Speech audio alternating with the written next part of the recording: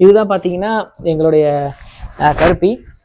மெயினாக வந்து இந்த வீடியோ போடுறதுக்கான காரணம் என்ன அப்படின்னா, இது வந்து ஒரு பழிதீர்க்கும் வீடியோ அப்படின்னு நீங்கள் நினச்சிக்கலாம். அது என்னன்னா பழிதீர்க்கும் வீடியோ அப்படின்னு பார்த்தீங்கன்னா, ஆமாம், இந்த கருப்பிக்கு பின்னாடி ஒரு பெரிய ஸ்டோரியே இருக்குது. ஏன்னா வந்து இது வந்து பார்த்தீங்கன்னா ஒன் பை ஒன்னாக சொல்கிறேன். ஃபர்ஸ்ட் வந்து இது வந்து நாங்கள் வெளியிலேருந்து மகாராஷ்டிராலேருந்து டேரெக்டாக வந்து கொண்டு வந்த இது குட்டிங்க. அந்த ஃபார்ம்ல இருந்து வந்து நம்மளுக்கு கிடைச்சிது. ரொம்ப வீக்கான ஒரு பாடி கண்டிஷன்ல இருந்துச்சு. ஒரு 2 பல்லுல வந்து இல்லை பல்லு போடாமல் நினைக்கிறேன், சரி ஞாபகம் இல்லை. அந்த பழைய வீடியோ பார்த்தீங்கன்னா தெரியும். இதை வந்து சேல்ஸ் போட்டிருப்பேன் நான் ஃபேஸ்புக்கில். நம்ம இதில் வந்து பார்த்தீங்கன்னா இந்த சேல் போட்டிருந்தேன்.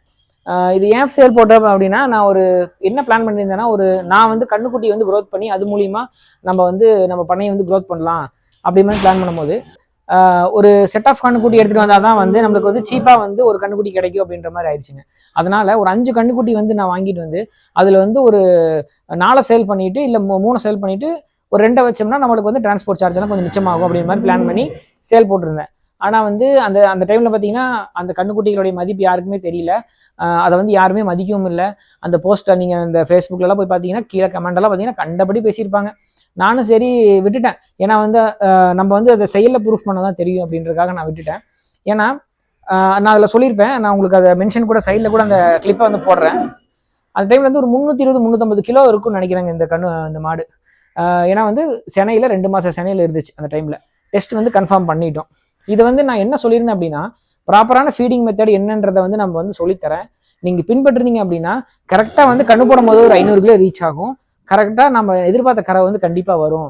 ஏன்னா வந்து நீங்கள் நினைக்கிற மாதிரி வந்து ரொம்ப ஜைஜாண்டிக்கே வளரக்கூடிய பிரீட் கிடையாது. ஓரளவுக்கு வந்து ஜெனட்டிக்கலி இம்ப்ரூவ் ஆன பிரீட்னால உங்களுக்கு வந்து மாடு பார்க்கறதுக்கு கொஞ்சம் ஸ்லிம்மாக நீட்டாக தான் இருக்கும். ரொம்ப வந்து ஃபேட் அண்ட் பாடியே இருக்காது. இன்னும் நம்ம பார்த்தீங்கன்னா நம்ம வந்து ஃபேட்டான எந்த ஒரு பொருளுமே கொடுத்து அதை வளர்க்குறது இல்லை. பீர் வேஸ்ட்டோ இல்லை வந்து வேற மாவு ஐட்டமோ கொடுத்தெல்லாம் வந்து நம்ம பண்ணாமல் ப்ராப்பராக வந்து கிடாரிகளுக்கான தீவனம் மட்டும்தான் கொடுத்து பண்ணுறதுனால உங்களுக்கு பாடியில் வந்து ஓவர் ஃபேட் வந்து வராதுங்க.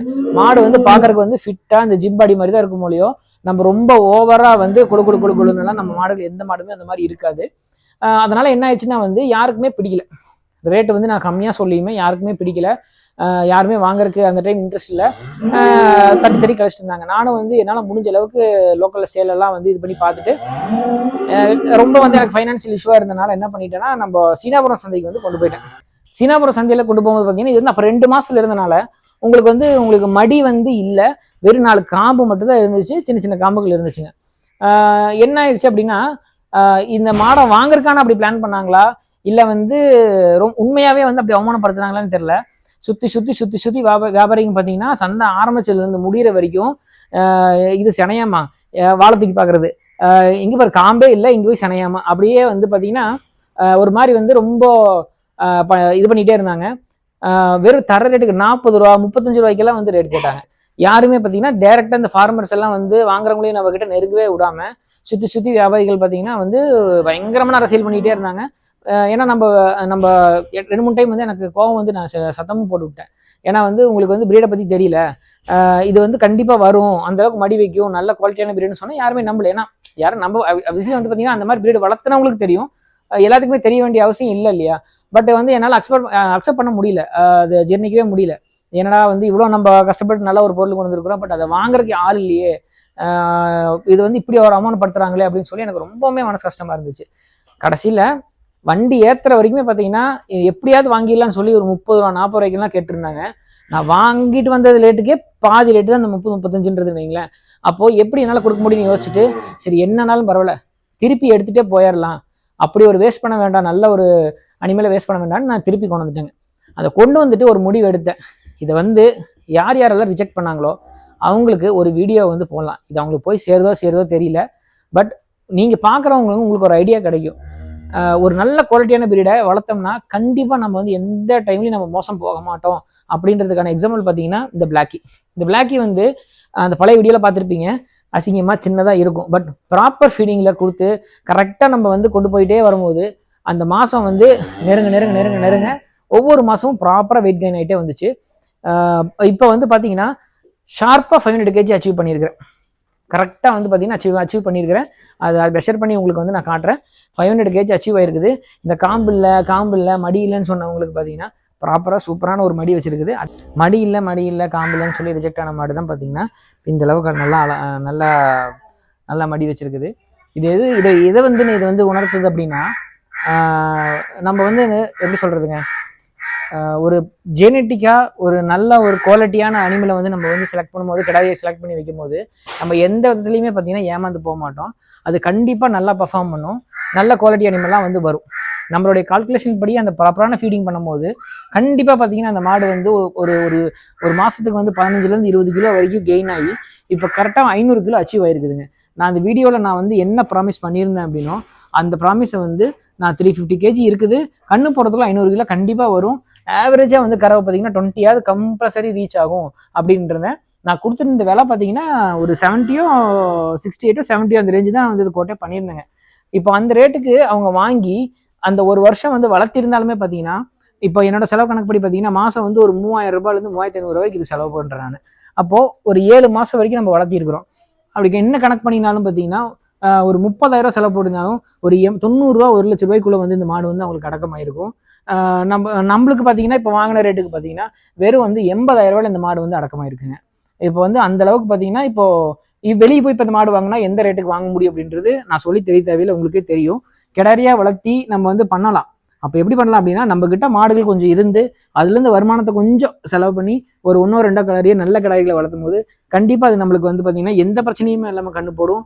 அது போக பார்த்தீங்கன்னா நம்மளுக்கு வந்து மினிமம் ஒரு கிடாரி மேலே 50 ரூபாயிலிருந்து 60 ரூபா வரைக்கும் ப்ராஃபிட்டாக வந்து நம்மளால வந்து சேவ் பண்ண முடியும் வாங்குற விலையில.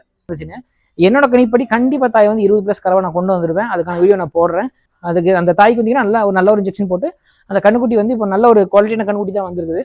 அந்த கண்ணுக்குட்டி கண்டிப்பாக வந்து தாயோட ஒரு சின்ன ஒரு பர்சன்டேஜ் அதிகமாக வந்து பெர்ஃபார்ம் பண்ணும். நம்மளுக்கு வந்து அடுத்த ஜென்ரேஷனுடைய காஃப் வந்து நம்மளுக்கு இருக்குது. இப்போ நாம் என்ன பண்ண போகிறோம்னா, இந்த காஃபை ப்ராப்பராக வளர்த்தி நல்ல ஒரு குவாலிட்டி சைஸில் வந்து நம்ம கொண்டு வந்து ஒரு 11 மாதம் 12 மாதத்தில் வந்து ஒரு 300 கிலோக்கு மேலே அச்சீவ் பண்ணி கண்டிப்பாக வந்து இதுக்கு பார்த்தீங்கன்னா நம்ம வந்து ஒரு நல்ல ஒரு இம்போர்ட்டட் இன்ஜெக்ஷன் வந்து போட்டு ஒரு 3வது ஜென்ரேஷனை நம்ம உருவாக்குறது ஒரு திட்டத்தில் இருக்கிறோம். அதுக்கு த்ரூ நம்ம வந்து அதை கண்டினியூஸாக நீங்கள் ஃபாலோ பண்ணுறவங்களுக்கு அதுக்கான இன்ஃபர்மேஷன்ஸ் எல்லாம் பதிவெல்லாம் வந்து வந்துக்கிட்டே இருக்கும். இன்றைக்கி காலையில் வந்து கண்ணு போட்டிருக்குது. என்னடா காலையில் கண்ணு போட்ட மாடு எப்படி இருக்குது அப்படின்னு நீங்கள் கீழே பார்த்தீங்கன்னா, காலையில் கண்ணு போட்ட மாடுக்கு பார்த்தீங்கன்னா சுத்தமாக சுரப்பே கிடையாதுங்க, கொஞ்சம் கூட சுரப்பு இல்லை. மடியும் பார்த்தீங்கன்னா நார்மல் மாட்டோடைய எப்படி கறவை மாட்டோட மடி இருக்குமோ அந்த அளவுக்கு தான் மடி இருக்குங்க. இந்த அளவுக்கு வந்து நம்ம வந்து எப்படி வந்து கொண்டு வர்றது அப்படின்னு நாங்கள் என்ன பண்ணியிருக்கோம்னா, ப்ராப்பரான வந்து கண்ணுக்குட்டியான தீவனம் தான் கொடுத்துருக்குறோம். கிடாரிகளுக்கான தீவனம் கொடுத்துருக்கும் போது உங்களுக்கு வந்து பால் உற்பத்தி வந்து அந்த அளவுக்கு வந்து டார்கெட் இருக்காது. அதில் உங்களுக்கு வளர்ச்சி தான் வந்து டார்கெட்டாக இருக்கும்போது உங்களுக்கு அந்த பால் உற்பத்திக்கான அந்த சுரப்பு கட்டுறதுக்கான பிரச்சனை வந்து எங்களுக்கு பெருசாக இருக்கிறது இல்லை. கண்ணு போகிறதுக்கு முன்னாடி இந்த ஒரு 20 நாளில் என்ன பண்ணுவோம்னா, பச்சையை வந்து கொஞ்சம் குறைச்சி வைக்கோலோ இல்லை வரத்தோட்டோ இருக்கிறவங்க சேர்த்தலாம். நாங்கள் என்ன பண்ணுவோம்னா கொஞ்சம் வந்து ட்ரையான பச்சையை வந்து கொடுப்போம். அதாவது வந்து பச்சையிலே பார்த்தீங்கன்னா கொஞ்சம் ட்ரைனஸ் வந்து அதிகமாக இருக்கிற மாதிரி, வாட்டர் கண்டென்ட் கொஞ்சம் கம்மியாக வாட்டர் கண்டென்ட் பார்த்தீங்கன்னா கொடுக்குற தீனில் அதிகமாக ஆகத்தான் வந்து உங்களுக்கு அந்த சுரப்பு வந்து அதிகமாகுங்க. அதனால் நாங்கள் அந்த பச்சையை வந்து கொஞ்சம் வந்து ஒரு 60 நாள் 65 நாள் இருக்கக்கூடிய நேப்பியர் வந்து கொடுப்போம். அப்படி பண்ணும்போது உங்களுக்கு வந்து அந்த சுரப்பு வந்து கட்டுறதில்ல. ஆனால் வந்து கான்சன்ட்ரேட் ஃபீடை குறைக்கவே மாட்டோம். அந்த கண்டினியூ பண்ணி அப்படியே அந்த அடுத்த 21 நாள் அதை கண்டினியூ பண்ணும்போது உங்களுக்கு பார்த்தீங்கன்னா ஈஸியாக வந்து மாடு அடுத்த ஸ்டேஜ் போய்க்குது. இப்போ நாம் எடுத்து கொடுத்த மாடுகளுக்கு நிறைய பண்ணையில் பார்த்தீங்கன்னா இந்த பேட்டர்ன் தான் ஃபாலோ பண்ணுறோம். சீக்கிரமாக வந்து மாடு வந்து பீக்கில் அச்சீவ் பண்ணுது, மாடு வந்து ஹெல்த்தியாக இருக்குது. அந்த பாடி வந்து உடைஞ்சாலும் டக்குன்னு ரெக்கவரி ஆயிடுதுங்க. ஒரு சில நேரத்தில் வந்து கொண்டு வந்த மாடு உடனே கண்ணு போடுன்னு பட்சத்தில் பார்த்தீங்கன்னா இந்த பிரச்சனை கண்டிப்பாக வரும். ஏன்னா ஃபீட் எடுக்கிறதுக்கு லேட் பண்ணும்போது உங்களுக்கு எனர்ஜி ட்ரைன் ஆகும்போது கண்டிப்பாக அந்த பிரச்சனைகள் வந்து வர வாய்ப்பு இருக்குதுங்க. ஏன் வந்து சுரப்பே இல்லை, கண்ணு போடும்போது ஏன் வந்து டிஃபிகல்ட்டி இல்லாமல் எந்த பிரச்சனையும் இல்லாமல் நீட்டாக வந்து கால்விங் ஆகுது, நஞ்சு ஏன் வந்து கரெக்டாக போகுது அப்படின்றதுக்கெல்லாம் வந்து நிறைய கேள்விகள் உங்களுக்கு இருக்கலாம். அதுக்கான விடை பார்த்தீங்கன்னா இந்த வரிசையாக வந்து ஆர்டர் படி இருக்குது. ஏன் இப்படி சுரப்பே இல்லாமல் ப்ராப்பராக வந்து எந்த பிரச்சனையுமே இல்லாமல் கண்ணு போடுது அப்படின்னா, அதுக்கு முக்கியமான காரணம் பார்த்தீங்கன்னா ஒன்று ஃபீடிங்கு, இன்னொன்று வந்து சப்ளிமெண்ட்ஸுங்க. இது ரெண்டும் வந்து நம்ம கரெக்டாக பண்ணும்போது பார்த்தீங்கன்னா இந்த பிரச்சனை வந்து இருக்காது. நாங்கள் என்னென்ன பண்ணுறோம் அப்படின்னா, சில வந்து சப்ளிமெண்ட்ஸும் ஃபீடிங் மெத்தடும் நம்ம பயன்படுத்துகிறோம். அது மூலிமா வந்து நம்மளுக்கு வந்து கண்ணு போடும் போது பார்த்தீங்கன்னா எந்த பிரச்சனையும் இல்லாமல் கண்ணு போடுறது, நஞ்சுக்கொடி வந்து கரெக்டான டைமில் நஞ்சுக்கொடி விழுகிறது, அது போக பார்த்தீங்கன்னா பால் வந்து திரும்புறது, அதே மாதிரி மாடு வந்து நெகட்டிவ் எனர்ஜி பேலன்ஸு கீட்டோசிஸ் போகாமல் பிரச்சனைகளிலிருந்து நம்ம வந்து சீக்கிரமாக வந்து ரெக்கவரி பண்ணுறது. ஏன் வந்து சுரப்பு இல்லாமல் இருக்குது, இன்னொன்று வந்து இது வரைக்கும் வந்து எங்கள் பண்ணையில் பார்த்தீங்கன்னா எந்த மாடுகளுக்குமே வந்து நாங்கள் கைவிட்டோ இல்லை வந்து ஊசி போட்டோ நஞ்சுக்கொடி வந்து இது வரைக்கும் நாங்கள் எடுத்ததில்லை. எல்லா மாட்டுக்குமே வந்து ப்ராப்பராக இயற்கையாகவே பார்த்தீங்கன்னா நஞ்சுக்கொடி வந்து எங்களுக்கு விழுந்துருது. ப்ளஸ் அது இல்லாமல் சுரப்பு, கண்ணு போட்டதுக்கு அப்புறம் இருக்கிற கீட்டோசிஸ், இதெல்லாம் வந்து ஒரு 1 இயர் 1.5 இயராக வந்து கண்டிப்பாக நாங்கள் வந்து 100% வந்து நாங்கள் தடுத்துட்டோம். அது வரதே இல்லை. இந்த ப்ராப்பரான ஃபீடிங் மெத்தடை வந்து நம்ம வந்து முதல் பார்க்கலாங்க. இப்போ ஒரு கண்ணுக்குட்டி வந்து கிடாரி வந்து நம்மளுக்கு வந்து ஊசி போடுறோமோ, இல்லை வந்து ஒரு செனமாடு வந்து அடுத்த ஈத்துக்கு வந்து நம்ம வந்து செனப்படுறதுக்கப்புறம் கறவை விடுறோமோ, நம்ம வந்து ப்ராப்பரான ஃபீடிங்கை வந்து எதை வந்து கன்டினியூ பண்ணுறோமோ அதை பொறுத்து தான் பார்த்தீங்கன்னா அதோட ரிசல்ட் வந்து இருக்குங்க. நம்ம வந்து கிடாரி பற்றி நம்ம பேசிட்டு இருக்கிறோம், அதனால கிடாரிக்கு நம்ம போய்க்கலாம். இப்போ நம்ம கிடாரிக்கு வந்து நம்ம என்ன பண்ணியிருந்தோம் அப்படின்னா ஐஃபர் ஃபீட் வந்து கொடுத்துருந்தோம். இப்போ எந்த கம்பெனிலாம் கோத்ரேஜில் கொடுத்துருந்தோம். நீங்கள் எந்த கம்பெனி வேணாலும் சூஸ் பண்ணிக்கோங்க, நல்ல கம்பெனி எதுவோ அதை சூஸ் பண்ணி போடுங்க. நீங்கள் ஐஃபர் ஃபீட் கிடைக்கல அப்படின்னாலோ, இல்லை வந்து உங்களால் வந்து அதை உங்கள் ஏரியாவில் கிடைக்கலனாலும் தாராளமாக நம்ம குரூப்பில் கேட்டு யாராவது நண்பர் வாங்கிட்டு இருப்பாங்க, அவங்ககிட்ட இருந்து பல்காக வந்து MMSல இது நீங்கள் அனுப்ப சொல்லி வாங்கிக்கோங்க. ஏன்னா வந்து ஒரு கிடாரி வந்து வளர்க்குறதுக்கு ஒரு 100-200 எக்ஸ்ட்ரா செலவு பண்ணுறதுனால எந்த தப்புமே ஆக போகிறது இல்லை. ப்ராப்பராக வந்து ஐஃபர் ஃபீடை வந்து கொடுத்துக்கிட்டே வந்துட்டு இருக்கும்போது அதோட வெயிட் கெயின் வந்து ப்ராப்பராக இருந்துகிட்டே இருக்குங்க. நீங்கள் வந்து இந்த பிளாக்கிலேயே நான் எக்ஸ்பிளைன் பண்ணியிருப்பேன் எப்படி நம்ம வெயிட் கெயின் பண்ணோம் அப்படின்னு.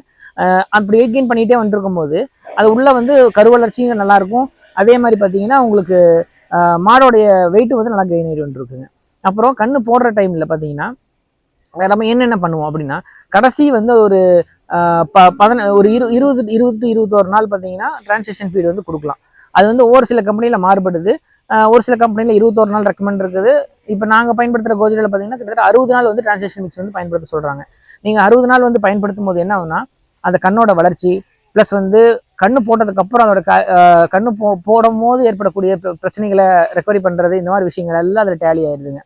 அப்படி உங்களால் டிரான்சிஷன் மிக்ஸ் வந்து பயன்படுத்த முடியல அப்படின்ற பட்சத்தில் நீங்கள் ஒரு ஐஃபர் ஃபீடோ இல்லை உங்ககிட்ட இருக்கிற ஃபீடோ பயன்படுத்துறீங்க அப்படின்னா கடைசி ஒரு 21 நாள் நம்ம வந்து, அதாவது கண்ணு போடுறதுக்கு முன்னாடி ஒரு 21 நாளும் பின்னாடி 21 நாளும் பார்த்தீங்கன்னா ரொம்ப முக்கியமானது. அந்த அந்த அந்த டிரான்சிஷன் பீரியட்னு சொல்லுவாங்க. அந்த 21 நாளை வந்து நீங்கள் என்ன பண்ணணும் அப்படின்னா, அதுக்கு முன்னாடி பின்னாடி வந்து ப்ராப்பராக நம்ம மெயின்டைன் பண்ணுறது மூலிமா நீங்கள் பீக்கில் சீக்கிரமாக அச்சீவ் பண்ண முடியும். மாடும் பார்த்தீங்கன்னா அந்த வெயிட்லேருந்து உடையாமல் எந்த ஒரு கம்ப்ளைண்ட்டும் இல்லாமல் நீட்டாக அடுத்த டிரான்சிஷனுக்கு வந்து ஜம்ப் ஆகி சீக்கிரமாக வந்து அடுத்த ஹீட்டுக்கு வர்றதுலேருந்து எல்லா அந்த வருஷம் ஃபுல்லாக நம்மளுக்கு கிடைக்கூடிய லாபம் ஃபுல்லாக பார்த்தீங்கன்னா இந்த ஒரு 42 நாள் இருக்குதுங்க. அதாவது கண்ணு போகிறதுக்கு முன்னாடி 21 நாள், பின்னாடி 21 நாள். அப்படி முன்னாடி வந்து நீங்கள் உங்களால் எந்த ஃபீடுமே கிடைக்கல அப்படின்ற பட்சத்தில் சப்ளிமெண்ட்ஸ் வந்து உங்களால் கிடைக்க முடியாத பட்சத்தில் என்ன பண்ணலாம் அப்படின்னா, அந்த முன்னாடி 21 நாளில் இந்த மெட்டபோலைட் அப்படின்ற பவுடர் சொல்லணும் இல்லைங்களா, அந்த பவுடரு, அப்படி இல்லை அப்படின்னா பிரிப்பல் அப்படின்னு சொல்லி கோத்ரேஜில் இருக்குது அந்த பவுடரு, அது போக வேறு ஏதாவது உங்களுக்கு தெரிஞ்சு நம்ம குரூப்பில் நீங்கள் கேட்டு அவங்க பயன்படுத்தி ரிசல்ட் நல்லா இருந்தாலுமே அந்த பவுடரை வந்து நீங்கள் வந்து பயன்படுத்தி அந்த ஒரு 21 நாளில் வந்து டெய்லி அந்த கொடுத்துட்டு வந்துருக்கும் போது பார்த்தீங்கன்னா உங்களுக்கு அந்த கண்ணு வந்து போடுறதுக்கு முன்னாடி அந்த அரை வந்து நல்லா தளர்ந்து கொடுக்குறது, அப்புறம் வந்து அந்த எனர்ஜி வந்து ட்ரெயின் ஆகாமல் காப்பாற்றுறது, நியூட்ரிஷன் டிஃபிஷியன்சி இருந்துச்சுன்னா அதை வந்து ரெடி பண்ணுறது, கண்ணு போட்டதுக்கப்புறம் நஞ்சுக்குடி போடுறதுக்கான வேலைகள் எல்லாமே பார்த்தீங்கன்னா அதை செஞ்சுக்கிட்டே வருங்க. இதில் நம்ம இதெல்லாம் கொடுத்தாச்சு. அந்த அன்னைக்கு வந்து நம்மளுக்கு கண்ணு போடுது. கண்ணு போட்ட டேட்டில் நம்ம என்னென்ன வந்து நாங்கள் வந்து என்னென்ன வந்து பண்ணுறோம் அப்படின்னு பார்த்தீங்கன்னா, கண்ணு போட்ட இமீடியட்டாக வந்து அந்த எனர்ஜி வந்து பேலன்ஸ் வந்து கண்டிப்பாக வந்து நம்ம மெயின்டைன் பண்ணி ஆகும். உடலில் பார்த்தீங்கன்னா அந்த சர்க்கரையோட அளவு, குளுக்கோஸோட அளவு பார்த்தீங்கன்னா தாறுமாறாக வந்து குறையும் ஏறும். அந்த மாதிரி வந்து குறையும் பொழுது நம்ம வந்து அதை எப்படி நம்ம வந்து டேலி பண்ணுறோம் அப்படின்னு இயற்கையாக வந்து நம்ம என்னென்ன பண்ணுவோம் அப்படின்னா, ஃபஸ்ட்டு போட்ட உடனே வந்து நல்லா ஒரு 20-25 லிட்டர் 30 லிட்டர் தண்ணியில் கொஞ்சம் வெதுன்னு இருக்கிற தண்ணியில் நாட்டு சக்கரை ஒரு 1/2 கிலோ நாட்டு சக்கரை, ஒரு 2 கை இந்த கையளவு பார்த்தீங்கன்னா வந்து நீங்கள் நம்ம சமையல் உப்பு இருக்கு இல்லைங்களா, கல்லுப்பு, அதுவும் கலந்து நம்ம குடிக்க வைப்போம். குடிக்க வச்சதுக்கப்புறம் நாங்கள் என்ன பண்ணுவோம் அப்படின்னா, அடுத்தது இமீடியட்டாக வந்து நம்மக்கிட்ட அவைலபிலிட்டி என்ன இருக்குது, மடி பார்ப்போம். மடியில் வந்து சுரப்பு அதிகமாக இருக்குது, இல்லை சுரப்பு வந்து பிரச்சனை இல்லை நார்மலாக இருக்குது அப்படின்னா ஒரு க்ரீன் வந்து ஒரு 10 கிலோவோ 15 கிலோவோ கொடுத்துருவோம். அது போக வந்து கான்சன்ட்ரேட் ஃபீட் உடனடியே கொடுத்துருவோம். இதனடா வந்து புதுசாக இருக்குது, உடனடியாக வந்து நீங்கள் வந்து அடர்தீவன் வந்து கொடுக்குறீங்க அப்படின்னு கேட்டிங்க அப்படின்னா, அந்த நம்ம முன்னாடி வந்து இந்த 2 மாதம் கடைசியில் இல்லை இந்த த்ரூ அவுட்டாக பார்த்தீங்கன்னா கிடாரிகளுக்கு அந்த 1 வருஷம் கொடுத்துருப்போம் இல்லைங்களா. ஒன்று கண்ணுக்குடி தீவனம் கொடுத்துருப்போம், இல்லை வந்து கிடாரி தீவனம் கொடுத்துருப்போம். பெரிய மாடுகள்லாம் பார்த்தீங்கன்னா ஏதோ இருக்கிற தீவனத்தை கொடுத்துருப்போம். அந்த தீவனத்தை வந்து அப்படியே வந்து நம்ம கண்ணு போட்டதுக்கப்புறம் கன்டினியூ பண்ணணுங்க. நம்ம என்ன தப்பு பண்ணிடுவோம் அப்படின்னா, கண்ணு போட்ட உடனே சுரப்பு அதிகமாக இருக்குது, பால் சுரப்பு அதிகமாக இருக்குதுன்னு சொல்லி கான்சன்ட்ரேட் ஃபீடை வந்து அப்படியே ஸ்டாப் பண்ணிடுவோம். அப்படி கம்ப்ளீட்டாக வந்து ஸ்டாப் பண்ணும்போது என்ன நடக்குது அப்படின்னா, உங்களுக்கு மாடுக்கு இமீடியட்டாக வந்து பால் சுரப்பு 2 மாதமோ இல்லை கிடாரிகளுக்கு வந்து புதுசாக வந்து பால் உற்பத்தி அதிகமாகும் போது மாடோட எனர்ஜி வந்து கம்ப்ளீட்டாக ட்ரைன் ஆகும். அப்படி ட்ரைன் ஆகும் போது என்ன ஆகும் அப்படின்னா, உங்களுக்கு வந்து மாடு வந்து எனர்ஜி வந்து நெகட்டிவ் எனர்ஜி பேலன்ஸுக்கு போகும். அப்படி போகும்போது என்ன ஆகும்னா, மாட்டுக்கு தேவையான சக்தி வந்து கிடைக்காத போது, அந்த ஃபீட்லேயும் வந்து அந்த எனர்ஜி இல்லாத போது என்ன பண்ணுன்னா, மாடு நேச்சுரலாக அதோடைய உடம்புல இருக்கக்கூடிய ஃபேட்டை வந்து உருக்கி சாப்பிட ஆரம்பிக்கும், தன்னைத்தானே வந்து சாப்பிட்டுக்க ஆரம்பிக்கும். அப்போது மாட்டோட உடம்புல இருக்கக்கூடிய ஃபேட் வந்து கரைய அந்த ஃபேட் டெபாசிட் எல்லாம் போய் உங்களுக்கு வந்து அப்படி கரைய என்ன ஆகும்னு பார்த்தீங்கன்னா அது வந்து லிவரில் வந்து உங்களுக்கு வந்து ஓவர்லோட் ஆகி கீட்டோசிஸ் அப்படின்ற நிலைமைக்கு போகுங்க. இந்த கீட்டோசிஸ் அப்படின்றது அனுபவிச்சவங்களுக்கு தெரியும், அது ஒரு மிகப்பெரிய ஒரு கொடுமை. அது ஃபார்மருக்கும் சரி மாடுக்கும் சரி மிகப்பெரிய ஒரு போராட்டத்தை உண்டாக்குங்க. அதுலேருந்து வெளியே மாட்டை கொண்டு வந்து கறவை கொண்டு வர்றதுக்கே மிகப்பெரிய கஷ்டமாகும். ஏன்னா வந்து ஒரு 25 நாள் 30 நாள் டைம் பீரியட் ஆயிரும் இதுலேருந்து வெளியே ரிகவரி ஆகுறது.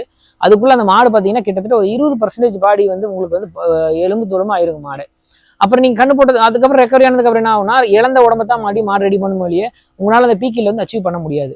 அப்போது அதுக்கு நாங்கள் என்ன பண்ணுறோம் அப்படின்னா கண்ணு போட்ட உடனே நாங்கள் எதையுமே பார்க்குறதில்ல. மடி சுரப்பு இருந்தாலும் சரி இல்லைனாலும் சரி, இது வந்து நேச்சுரலாக வந்து இதுக்கான ரீசன் என்னன்னு பார்த்தீங்கன்னா அது வந்து பால் சுரப்பு கிடையாது, நீர் சுரப்புங்க. நீர் கட்டின்னு தான் சொல்லுவாங்க.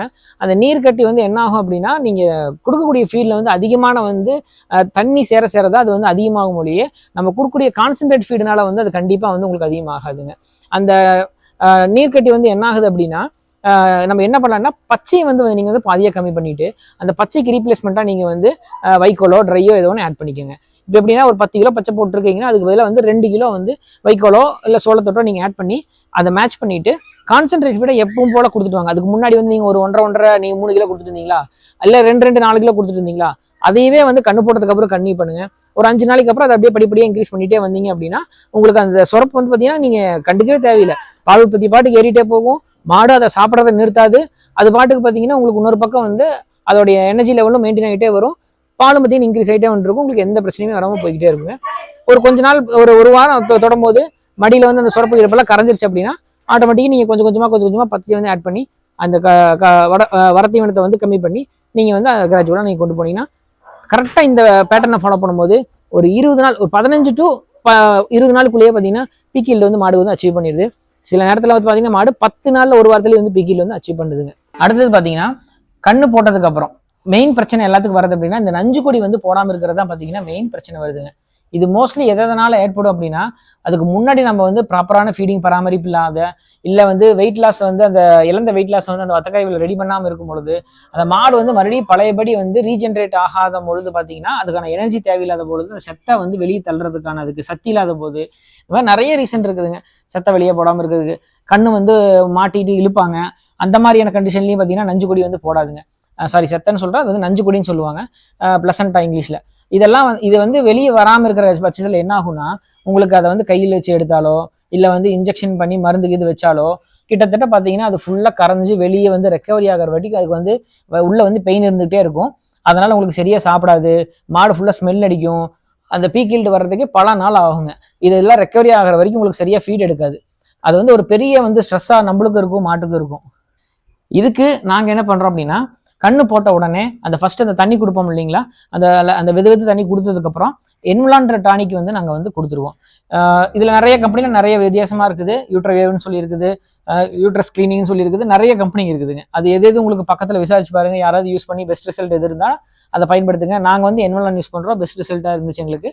அதை நாங்கள் பயன்படுத்தி என்ன பண்ணியிருக்கோன்னா நீங்கள் உடனே வந்து அந்த ஒரு பாட்டில் ஃபுல்லாக நாங்கள் வந்து கொடுத்துருவோம். கொடுத்துட்டு நம்ம வந்து ஃபீடிங்கை நம்ம ஸ்டார்ட் பண்ணிடுவோம். ஃபீடிங் முடிச்சதுக்கப்புறம் பார்த்தீங்கன்னா மினிமம் அதுலேருந்து ஒரு 2 to 3 ஹவர்ஸ்க்குள்ள சில நேரம் பார்த்தீங்கன்னா கொடுத்த ஒரு 1/2 hourலேயே பார்த்தீங்கன்னா உங்களுக்கு வந்து நஞ்சு கொடி வந்து வெளியே தள்ளிடும். சரி, இந்த டைமில் வந்து நம்மளுக்கு என்ன ஆகும்னா கண்ணுக்குட்டிக்கு வந்து நம்ம பால் வந்து கொடுப்போம் இல்லைங்களா. இந்த கண்ணுக்குட்டி வந்து வளர்ப்பு வந்து தனியாக ஆல்ரெடி நம்ம வீடியோஸ் போட்டிருக்கிறோம். கண்ணுக்கு பிறந்து மினிமம் வந்து 1/2 hourக்குள்ள இல்லை ஒரு 1/4 மணி நேரத்துக்குள்ள பார்த்தீங்கன்னா கம்பல்சரி வந்து நீங்கள் வந்து சீம்பால் வந்து கொடுத்து ஆகணும். குறைந்தது 3/4 லிட்டராவது இந்த ஒரு செஷனுக்கு கொடுத்தாகணும். இந்த ஒரு செஷன்றது பார்த்தீங்கன்னா கண்ணுக்குட்டி பிறக்கும் போது 4 செஷன் வந்து நம்ம கனெக்ட் பண்ணிக்கலாங்க. அந்த ஒரு நாளில் காலை, அதுக்கப்புறம் ஒரு மதியானம், அப்புறம் அதுக்கப்புறம் ஒரு சாயங்காலம், இந்த மாதிரி ஒரு 4 செஷன் பிரிச்சுட்டு 3/4 லிட்டராக பிரித்து கொடுக்கும்போது முடிஞ்ச அளவுக்கு அதுக்கு வந்து டிசென்ட்ரி ஆகாதோ அப்செட் ஆகாதோ குடிச்சிக்கும். நாங்கள் மோஸ்ட்லி வந்து கறந்து நாங்கள் பாட்டில் ஊற்றி கொடுக்குறனால எங்களுக்கு வந்து அந்த டேலி வந்து பண்ணிடுறோம். உங்களுக்கு முடியாத பட்சத்தில் கரெக்டாக பார்த்து கொடுங்க. அப்படி இல்லாத பட்சத்தில் வந்து நீங்கள் வந்து அந்த பால் கேன் வாங்கிட்டு அதுக்கு தகுந்த மாதிரி நீங்கள் வந்து ஃபீட் பண்ணுங்கள். இப்போ இந்த 2 மாதம் பார்த்தீங்கன்னா வந்து இந்த வத்தக்கரவையில் இருந்த மாடுகளுக்கும் இல்லை புதுசாக வந்து கண்ணு போட்டு கறக்கூடிய மாடுகளுக்கும் இமீடியட்டாக வந்து பால் உற்பத்தி ஆகும்போது என்ன ஆகும்னா அந்த எனர்ஜி ட்ரெயின் வந்து கண்டிப்பாக வருங்க. நம்ம எப்படி மெயின்டைன் பண்ணாலும் எனர்ஜி ட்ரெயின் வரும். அந்த எனர்ஜி ட்ரெயினுக்கு வந்து நாங்கள் என்ன பண்ணுவோம் அப்படின்னா இந்த இன்வலான் கொடுத்து நஞ்சு போடுவோம். இந்த கேப்பில் அதாவது இன்வலான் கொடுத்து கொஞ்சம் நேரத்துலேயே வந்து குளுக்கோ பூஸ்ட் கொடுத்துருவாங்க. இந்த குளுக்கோ பூஸ்ட் கொடுத்ததுக்கப்புறம் வந்து நம்ம வந்து பால் வந்து கறப்போம். இந்த குளுக்கோ பூஸ்ட் அப்படின்றது இது பேரை சொல்கிறேன், இதோடைய ஒவ்வொரு கம்பெனிலும் இது ஒவ்வொரு ப்ராடக்ட் இருக்கும். நீங்கள் இதே வந்து விர்பேக்கில் பார்த்தீங்கன்னா அனபோலைட்டுன்னு சொல்லியிருக்குங்க. இந்த அனபோலைட்டு இந்த குளுக்கோ பூஸ்ட் எல்லாமே என்ன வேலை செய்யுது அப்படின்னா உங்களுக்கு வந்து அந்த உடல்ல வந்து குறையக்கூடிய அந்த குளுக்கோஸை வந்து ரீப்ளேஸ் பண்ணி மாட்டுக்கு வந்து இன்ஸ்டன்ட் எனர்ஜி கொடுக்குங்க. அந்த இன்ஸ்டன்ட் எனர்ஜி, ஏன்னா பால் உற்பத்திக்கு வந்து எல்லாரும் நினைச்சிட்டு இருக்க மாதிரி புரோட்டீன் வந்து தேவையே இல்லை. புரோட்டீன் வந்து மாடுடைய பாடி டெவலப்மெண்ட்டுக்கு தான் தேவைங்க. முக்கியமாக வந்து எனர்ஜி தான் வந்து பால் உற்பத்திக்கு தேவை. அந்த எனர்ஜி வந்து இன்ஸ்டன்ட் எனர்ஜி வந்து இந்த குளுக்கோ பூஸ்டோ இந்த மெட்டபோலைட்டோ அனபோலைட்டோ வந்து தரும்பொழுது மாடு வந்து பார்த்தீங்கன்னா கொஞ்சம் அந்த கீட்டோசிஸ் போகிறக்கோ இல்லை நெகட்டிவ் எனர்ஜி பேலன்ஸ் போகிறக்கோ நம்ம வந்து தடுக்க முடியும். தடுத்துட்டு அப்படியே கன்டினியூ பண்ணலாம். இந்த டோசேஜ் எப்படி அப்படின்னா ஒவ்வொரு டாக்டரும் ஒவ்வொரு மாதிரி சஜஷன் பண்ணுறாங்க. இப்போ நாங்கள் என்ன பண்ணுவோம் அப்படின்னா குளுக்கோ பூஸ்ட் வந்து ஃபர்ஸ்ட் நாள் வந்து கொடுத்துருவோம் ஃபுல்லாக. கொடுத்துட்டு அதுக்கப்புறம் பார்த்தீங்கன்னா டெய்லி வந்து ஒரு 100 ml 200 ml வந்து அந்த ஒரு லிட்டர் முடிகிற வரைக்கும் நான் கன்டினியூ பண்ணுவாங்க. இப்போ ஒருவேளை நஞ்சு குடி போடாமல் போயிடுச்சு, அந்த பட்சத்தில் வந்து நீங்கள் வந்து டாக்டரை கன்சல்ட் பண்ணி அது எப்படி வந்து நம்ம வெளியே க்ளீன் பண்ணி எடுக்கலாம்னு சொல்லி அவர் வந்து உங்களுக்கு எடுத்து கொடுப்பாரு. அதுக்கப்புறம் வந்து அது கொஞ்சம் கொஞ்சமாக வந்துட்டு இருக்கிற டைமில் இந்த என்வலானே பார்த்தீங்கன்னா டெய்லி ஒரு 100 ml கொடுத்தீங்கன்னாவே கொஞ்சம் ரெக்கவரி ஆகுங்க. காட்டின நம்ம ப்ராடக்ட்ஸ்லாம் நிறைய காட்டியிருக்கிறோம். அந்த கம்பெனியெல்லாம் நம்மளுக்கு வந்து மாதம் வந்து அப்படியே வந்து 1 லட்சமும் கோடியும் கொடுத்து நம்மளை வந்து ஸ்பான்சர்ஷிப் வந்து அவங்க வந்து நம்மளை ஒன்றும் அணுகிறது கிடையாது. நாம் பயன்படுத்திய பொருள் நல்லா இருக்கும் பட்சத்தில் அடுத்தவங்களுக்கு அதை கொடுக்குறோம். இதுக்கும் அந்த கம்பெனிக்கு சம்மந்தம் இல்லை. நான் அப்படி ஒரு வீடியோ போட்டிருக்கிறேன், அந்த கம்பெனிக்கு தெரிய போகிறதில்ல. ஏன்னா இந்த உங்களுக்காக நான் கொடுக்கக்கூடிய இன்ஃபர்மேஷன் அவ்வளோதான். மத்தபடி வந்து இதுக்கும் நம்மளுக்கும் எந்த சம்மந்தம் கிடையாது. நீங்கள் இதை பயன்படுத்துங்க, அப்படி இல்லைன்னா இதை விட எது பெஸ்ட்டாக இருக்கும். ஏன்னா கண்டிப்பாக வந்து மார்க்கெட்டில் இதை விட பெஸ்ட்டான ஐட்டம்ஸ் இருக்கும். இதை விட பெரிய கம்பெனிங்க இருக்கிறாங்க, பெஸ்ட்டான ஐட்டம்ஸ் இருக்கும், இதை விட காஸ்ட்லியான பொருட்கள் இருக்கும். அடுத்தது வந்து நிறைய பதிவுகள் வந்து வெயிட்டிங்கில் இருக்குது. நம்ம இருக்கிற டைமில் வரிசையாக நம்ம போட்டுக்கிட்டே இருக்கிறோம். விரைவில் வந்து அடுத்த பதிவில் நம்ம சந்திக்கலாம். நன்றி, வணக்கம்.